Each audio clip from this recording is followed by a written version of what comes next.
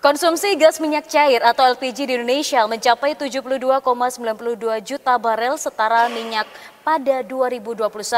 Berdasarkan data Kementerian Energi dan Sumber Daya Mineral, konsumsi LPG di Indonesia naik 4,74% dibandingkan pada tahun sebelumnya, yaitu sebesar 69,62 juta bu.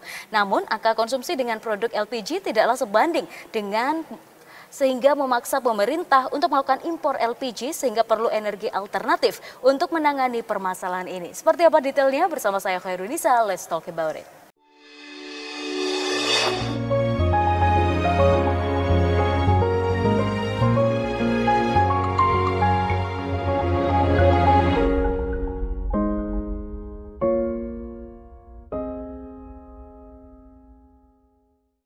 Ya pemirsa, kembali lagi bersama kami dalam program Let's Talk. Setelah hadir narasumber kita yaitu Ahmad Syarwani atau yang lebih akrab disapa Iwan yang merupakan mahasiswa FMIPA UB. Kita sapa terlebih dahulu. Assalamualaikum Mas Iwan. Waalaikumsalam. Oke, gimana nih kabarnya hari ini? Alhamdulillah luar biasa. Siap. Semangat tentunya. Apalagi kita mau membahas suatu isu yang nampaknya mulai hangat ya di kalangan masyarakat berkaitan dengan energi pengganti dari LPG gitu ya. Mungkin nanti bisa diluruskan kembali seperti apa. Dan penelitiannya Mas Iwan ini sudah dipresentasikan dalam The Fourth International Conference on Chemistry and Material Sciences. Mungkin bisa diceritakan, ini konferensi yang seperti apa sih? Iya, betul. Jadi ketika bulan September kemarin gitu ya, bulan September kemarin saya dan juga dosen atau advisor saya itu mengikuti conference yaitu International Chemistry gitu ya, Material Chemistry. Nah itu diadakan di Malang kemarin, tapi bertaraf internasional di situ. Nah untuk subjek yang kami ikuti yaitu Material Science gitu ya, Material Science. Nah di situ ide yang kami usung yaitu mengenai bagaimana kita mendukung pemerintah gitu ya dalam tadi yang sudah disebutkan gitu ya, dalam konversi material dari tadi yang gas LPG tadi itu, gas LPG yang mana impornya sangat tinggi dan lain sebagainya. Nah itu bagaimana caranya kita sebagai seorang saintis itu mengusulkan suatu istilahnya alternatif baru gitu, seperti itu. Nah di situ di konferensi itu kami mempresentasikan ide kami gitu. Idenya yaitu mengenai bagaimana nanti LPG itu dikonversi ke gas DMI gitu ya, gas DMI atau dimethyl ether. Nah, namun kapasitas penyimpanannya sejauh ini kan masih istilahnya itu masih relatif rendah gitu ya, seperti itu kapasitas untuk menyimpan gasnya. Nah, di situ kami usulkan material yang nanti bisa menyimpan gas dimethyl ether jauh lebih banyak gitu, seperti itu. Oke, baik. Kemudian apakah peneliti yang lain juga meneliti hal yang serupa atau hanya temanya saja nih sudah ditentukan oleh pihak penyelenggara? Iya, untuk temanya sendiri itu ada berbagai macam banyak gitu ya disiplin ilmu. Yang jelas disiplin ilmunya kimia, tapi ada bagian-bagian lagi, ada material science, kemudian ada computational chemistry, kemudian ada biochemistry dan lain sebagainya. Nah dari berbagai macam bidang tadi yang kami masuk itu yang material science tadi itu. Nah, untuk idenya seperti apa terserah, yang penting ada di scope-nya yang tadi yang sudah saya sebutkan tadi itu. Oke, tapi goals utamanya adalah menyelesaikan permasalahan masyarakat atau pemerintah Indonesia atau seperti apa nih? Lebih ke global gitu, seperti itu, permasalahan global gitu. Namun isu yang kami angkat itu lebih ke nanti bagaimana caranya menyelesaikan isu-isu yang ada di nasional gitu, seperti itu. Indonesia sendiri. Tapi kami sampaikan di lingkup internasional gitu, seperti itu. Siap, paham. Oke. Kemudian kalau dari peserta yang lain ini dari negara apa aja nih berarti? Karena ini international conference. Dari negara mana aja dan penelitian apa nih yang cukup membuat Mas Iwan kayaknya wah ini juga menarik nih gitu. Iya, betul. Pertanyaannya sangat bagus ya. Jadi kemarin itu ada dari Malaysia, kemudian juga ada dari negara Amerika juga kalau nggak salah. Itu kemarin profesor itu juga menyampaikan gagasannya gitu, kalau nggak salah di material science juga gitu. Jadi di luar ada yang namanya istilahnya itu profesor tamu yang menyampaikan ide penelitiannya di situ di International Conference Chemistry dan Material Science itu tadi gitu. Nah untuk dari ide yang menarik tentunya ada, yaitu yang tadi sudah saya sebutkan, yaitu bidang computational chemistry, komputasi Gimana tuh maksudnya komputasi? Jadi di situ kita itu apa istilahnya mengimajinasikan kimia dalam komputer gitu, seperti itu. Mengimajinasikan, bahasa sederhananya seperti itu ya, seperti itu. Nah, mengapa menarik? Karena ide penelitian yang saya angkat di material sains itu keberlanjutannya nanti di situ, di komputasi gitu ya. Jadi rencana kami itu untuk melanjutkan ide penelitian yang sudah dipresentasikan kemarin itu di bidang yang computational chemistry tadi itu. Gitu. Mengapa saya menyebutkan itu menarik? Karena ke depan saya nyoba ke situ gitu untuk melanjutkan penelitian yang nanti akan saya sampaikan itu tadi. Mungkin yang mudah dipahami masyarakat adalah zaman sekarang sudah pada melek teknologi ya. Betul. Begitu pula dengan saintis, khususnya kimia juga harus ke arah sana. Nah, kemudian siapa aja sih yang bisa ikut? Kok tadi ada profesor juga yang ikut? Ini mahasiswa ketar-ketir dong ya, apa bisa nih? Gitu. Gimana tuh ceritanya? Sebenarnya mahasiswa juga bisa, mahasiswa S1, S2 atau S3 gitu. Dan juga tadi saya sebutkan juga ada profesor-profesor tamu yang memang mempresentasikan ide penelitiannya gitu, seperti itu. Untuk mahasiswa S1 sendiri bisa ikut. Selama intinya punya keberanian gitu. Keberanian berbicara di depan profesor gitu ya. Tentunya menggunakan bahasa Inggris juga gitu. Dan dengan penyampaian sesuai dengan bidangnya masing-masing seperti itu. Siap. Kalau Mas Iwan sendiri, apakah ada pendamping dosen saat conference terjadi atau bagaimana nih? Ya, tentunya yang jelas ada gitu ya. Istilahnya sebagai mentor yang mendampingi saya tentunya ketika presentasi. Dan tidak hanya presentasi saja, selama membuat gagasan, beliau juga membimbing menurut saya sangat baik dalam membimbing. Mungkin boleh disebut siapa beliau, nama dosennya? Beliau Bapak Yuniar Ponco Prananto gitu. Bidang beliau di material sains juga gitu, seperti itu. Relate dengan ide yang saya presentasikan kemarin gitu. Dan tentunya masukan dari beliau sangat banyak sekali gitu ya. Dan juga masukan dan juga cara presentasi bagaimana beliau juga menyampaikan kepada saya gitu. Jadi powerful sekali masukannya sudah beliau sampaikan kepada saya gitu.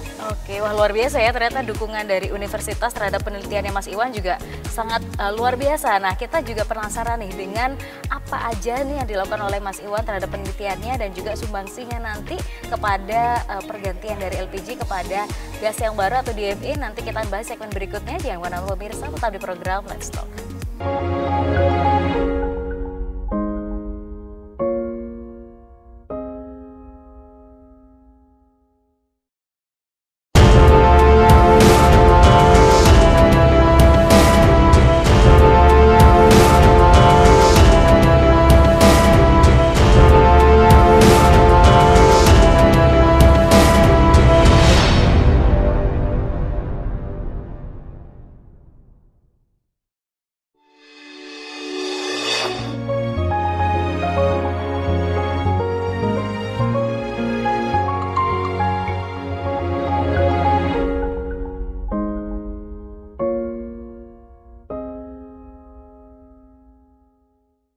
Ya pemirsa, kembali lagi bersama kami dalam program Let's Talk. Masih berbincang dengan Mas Iwan dengan penelitiannya yang berjudul Potensi Logam Aluminium untuk Meningkatkan Penyimpanan Tabung Gas DME untuk Mendukung Ketahanan Energi Nasional. Nah, yang menarik dan menjadi pertanyaan sebenarnya urgensinya apa sih? Kenapa harus mengganti gas LPG dengan DME? Seperti apa sih Mas kondisinya di Indonesia sendiri? Iya, memang kita perlu bicara urgensi terlebih dahulu ya. Gitu. Mengenai urgensinya sendiri, pertama ada dua faktor yang paling menonjol. Yang pertama yaitu mengenai konversi tadi. Jadi pemerintah itu kalau nggak salah kemarin tahun 2020 itu sudah merencanakan untuk mengkonversi gas LPG menjadi gas DME atau dimethyl ether. Mengapa demikian? Karena sejauh ini di Indonesia itu masih impor LPG. Dan bahkan sampai 7 ton gitu ya per tahun gitu, seperti itu berdasarkan data dari Kementerian Energi dan Sumber Daya Mineral gitu, seperti itu. Nah, berdasarkan hal itu kita sebagai saintis mengusulkan gitu ya, apa sih kalau seandainya pemerintah mengusulkan DME, kita sebagai saintis bisa masuk atau bisa berkontribusi seperti apa di situ gitu, seperti itu. Nah, lebih lanjutnya yang kedua alasannya tadi yaitu material nanti yang saya usulkan untuk istilahnya meningkatkan kapasitas penyimpanan yang ada di gas DME itu tadi berdasarkan Berasal dari aluminium. Berasal dari aluminium. Oke. Nah, kalau kita ketahui sendiri berdasarkan data dari Booklet data tahun 2020 itu potensi aluminium Indonesia sangat tinggi sekali. Bahkan cadangannya itu boleh dibilang 4% cadangan dunia gitu. Wow. Dan baru-baru ini dari presiden kita sendiri itu sudah menteken gitu ya, menteken untuk berhenti impor istilahnya. Berhenti impor dan juga tidak mengekspor aluminium. Jadi aluminium hanya dimanfaatkan untuk konsumsi nasional sendiri. Nah, ini menjanjikan gitu ya. Iya. Menjanjikan. Oleh karena itu dengan tingginya aluminium tadi yang ada di Indonesia dan juga sudah ada peraturan tadi, otomatis kita harus bisa memanfaatkan aluminium tadi secara maksimal gitu tentunya ya. Nah, salah satunya dengan mengaplikasikannya ke dalam material tabung tadi. Gitu. Seperti itu. Siap. Wah, ini menarik nih. Untuk alasan yang pertama tadi, kenapa sampai akhirnya impor? Apakah demand-nya yang terlalu tinggi, ataukah mungkin kondisi di Indonesia sendiri yang belum siap secara teknologi untuk menyediakan dari permintaan masyarakat yang ada? Iya, berdasarkan istilahnya berbagai macam sumber gitu ya. Tentunya permintaan yang ada di Indonesia untuk LPG itu sangat tinggi sekali gitu. Sangat tinggi sekali, mencapai kurang lebih 70% kalau nggak salah gitu, seperti itu. Nah, dengan permintaan yang tinggi tadi, kemudian suplainya agak terlalu istilahnya tidak memenuhi sehingga kita impor gitu kan. Analoginya gitu kan, secara faktanya gitu, seperti itu. Nggak memenuhi karena di nasional nggak memenuhi, maka kita mengimpor kayak gitu. Seperti itu. Nah, untuk meminimalisir impor atau memotong impor tadi, pemerintah punya gagasan, oh ini harus diganti LPG ini. Diganti apa tadi? Yaitu diganti dengan gas di methane ether. Di mana wacananya itu tahun 2035. Tahun 2035 sudah bisa diimplementasikan gitu. Seperti itu. Wow, seru banget nih. Nah, kalau masyarakat bertanya-tanya, kira-kira apa sih sebenarnya kalau kita compare antara LPG dan DME secara kelebihan dan kekurangan gitu ya? Kira-kira seperti apa yang at least masyarakat perlu aware lah tentang perubahan ini dan nanti kegunaannya di masa depan? Iya. Kalau ditinjau dari carbon emission ya, emisi karbon yang dikeluarkan antara LPG dengan DME itu jauh lebih sedikit dari DME. DME jauh lebih sedikit gitu ya. Jauh lebih sedikit produksi karbon dioksidanya, hasil pembakarannya gitu, seperti itu. Itu ditinjau dari carbon emission. Kemudian ditinjau dari sumbernya juga. Kalau LPG itu kan kita mengkonversinya dari minyak bumi, hanya dari minyak bumi gitu kan ya. Dengan DME kita bisa berbagai macam sumber gitu ya. Salah satunya yaitu bisa dari metanol gitu ya. Bisa juga dari istilahnya karbon dioksida, bisa juga diubah nanti jadi DME gitu, seperti itu. Jadi potensinya sampai di situ gitu. Berarti tidak tergantung lagi dengan minyak bumi ya. Betul. Sekarang. Oke, karena memang pemerintah mulai gimana caranya kita udah nggak tergantung lagi dengan minyak bumi yang semakin langka di dunia gitu ya. Iya, betul. Ke arah sana. Oke, tapi kalau dalam penggunaan sehari-hari apakah ada suatu hal yang dimana pemirsa harus lebih hati-hati? Mungkin kalau dulu kan LPG di sosialisasinya adalah hati-hati mudah terbakar dan sebagainya. Kalau DME ini apakah juga akan serupa gitu? Iya. Kalau masalah potensinya, tentunya pasti ada potensinya gitu, potensi untuk masalah kebakaran atau apa itu masih ada gitu, seperti itu. Namun nanti dengan adanya material tadi, yang dari aluminium tadi, itu bisa meminimalisir potensi itu tadi, potensi kebocoran dan lain sebagainya gitu. Nah, ini saya sebagai penasaran, seperti apa sih desainnya yang dibuat oleh Mas Iwan, mungkin boleh ditunjukkan ke pemirsa? Iya, jadi seperti ini. Jadi ini tentunya ini kolaborasi juga, jadi saya berkolaborasi dengan teman-teman mahasiswa yang ada di Fisika Material untuk mendesain gitu ya. Jadi sebelumnya itu kami mereview berbagai macam paper, kemudian dan juga mengusulkan material aluminium ini. Dan setelah itu kami coba brainstorming dan akhirnya kita mengusulkan dua desain untuk pengaplikasian material aluminium tadi sebagai adsorben itu tadi ke dalam gas DME, yaitu dalam bentuk coating gitu ya, atau istilahnya itu dilapisi. Jadi di dalam tabung itu dilapisi material aluminium tadi itu. Nah, yang kedua itu dalam bentuk granule, yaitu dalam bentuk bulat-bulatan gitu, seperti itu. Nah, pertanyaannya, mana sih di antara dua metode ini yang jauh lebih unggul? Nah, itu dari kami masih perlu istilahnya studi lebih lanjut gitu ya. Terutama tadi yang sudah saya sampaikan, saya tertarik dengan computational chemistry. Nah, saya bisa istilahnya itu ke depan bisa membuktikannya. Mana sih di antara berbagai macam metode, terutama coating dan granulnya yang jauh lebih efektif. Tapi sejauh rekomendasi kami sejauh ini yaitu bisa mengkombinasi keduanya. Oh, wow. Jadi dua kombinasi metode ini bisa digabung gitu dalam satu tabung gitu. Yang penting dengan tujuan untuk bisa menambah jumlah volumenya Iya, gitu ya betul. di dalam sini. Kalau yang pada umumnya biasanya LPG berapa kilo sih yang dijual? Yang biasanya kan LPG 3 kg gitu. Hijau itu ya. Ya. Dan juga bentuknya kan liquid. Bentuknya liquid petroleum gas gitu ya. Namun dengan kami mengusulkan material ini, itu kita bisa menyimpannya tetap dalam posisi gas. Oh. Tapi gasnya dimampatkan gitu ya, dimampatkan istilahnya. Oke. Kan gas kalau menempati ruang itu kan terlalu banyak gitu ya.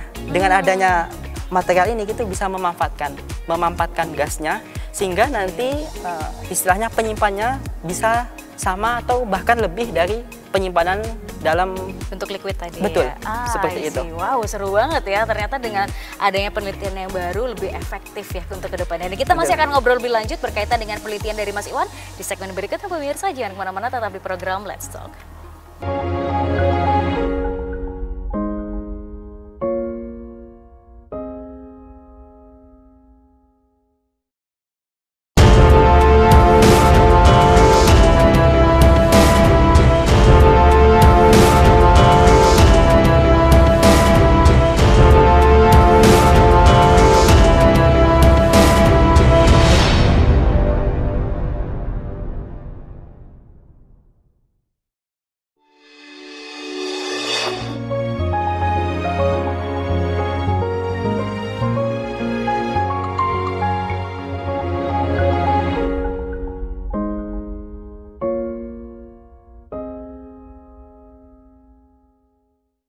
Ya pemirsa, kembali lagi bersama kami dalam program Let's Talk, masih berbincang dengan Mas Iwan terkait penelitiannya. Nah, yang menjadi penasaran, apakah dari penelitian Mas Iwan ini sama seperti LPG yang pada umumnya dijual di masyarakat? Mungkin bisa ditunjukkan lagi Mas secara gambar. Betul. Ini kan sebenarnya desain tabung gas 5 kilo gitu ya yang biasa dijual sebelumnya. Apakah yang LPG saat ini dijual juga sudah punya coating-coating aluminium seperti ini atau gimana sih?